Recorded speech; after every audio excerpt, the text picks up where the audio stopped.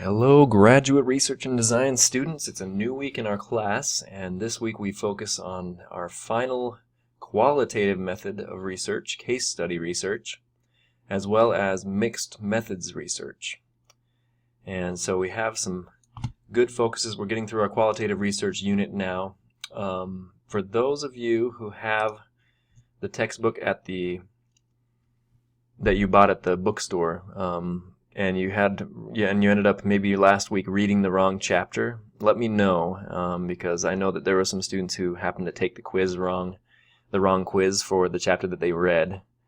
And if that's the case for you, if you read the wrong one on Saturday and then planned on taking the quiz on the other chapter but ended up taking the quiz on this chapter instead, let me know and I can extend the quiz time, maybe give you another option or another, chance to take the quiz.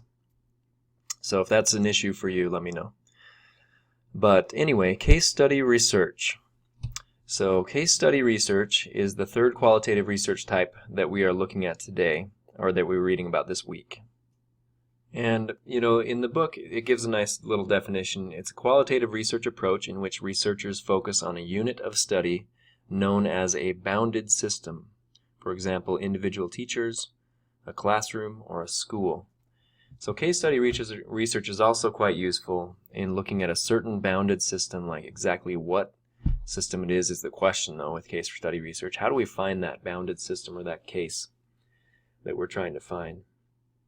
And so it's sort of loose-ended, open-ended, and works in that way.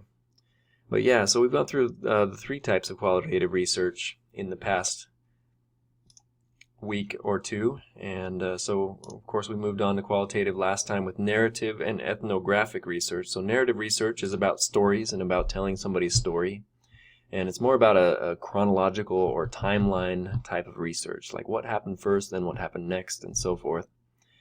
Ethnographic research is when you go into a group or culture and try to discover that culture, and then case study is when you study a bounded system, a certain sort of case of something happening, and you're looking at maybe an overlying theme or idea within that case.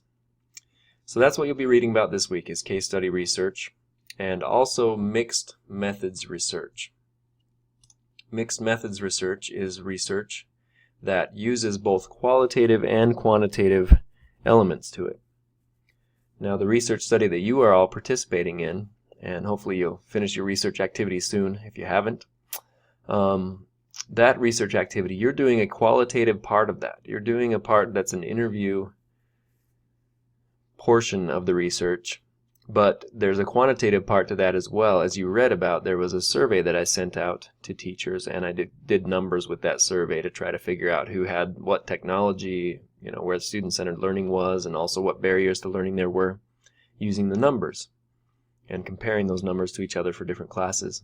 So that's quantitative, the survey part, but qualitative part of that is the interviews that try to follow up and determine why people answered the way that they answered, and talk about and sharing their ideas and thoughts and feelings about technology in the classroom. So that's the qualitative part. So this survey research that I'm doing currently and that you're participating in would be considered mixed methods as well, because it uses both qualitative and quantitative elements.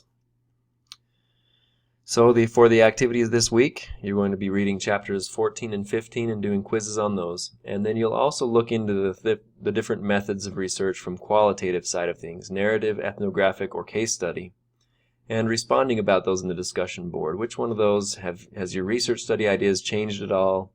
Do you think you might do one of these three qualitative methods for your research study that you're proposing in this class? Or do you think it might be mixed methods?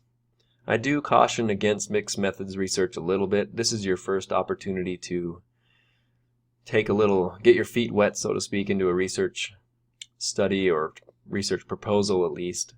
So I do caution somewhat against doing mixed methods research, but I can see where you might want to, and so I allow it, but it does take more work. You're going to have to figure out exactly which quantitative and which qualitative item you're going to do, plus how they're going to fit together. So that's a lot more.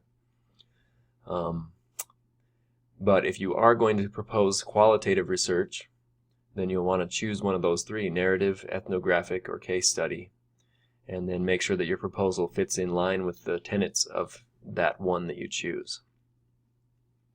So then you'll close out the week with chapters 14 and 15 quizzes. And then on March 28th, next week, March 28th through the April 2nd, that's when you'll complete your next research proposal item, which is design, participants, and procedures. And it has separate assignments for qualitative and quantitative. So you have to choose which one you're going to do before this assignment, design, participants, and procedures, is due next week.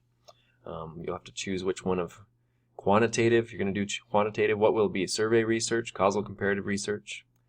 If you're going to choose qualitative, is it going to be one of those three? And then whichever one you do choose, you need to create the design or outline or specify the design, participants, and procedures for that type of research that you are proposing in your proposal. So that's what's going on this week. Well, that part is due next week, but this week you're just going to be reading chapters 14 and 15 and posting on the discussion board in preparation for future assignments. So have a great week. Hopefully the weather holds out. It's now spring, so tell that to the weather, I guess, and have a good week.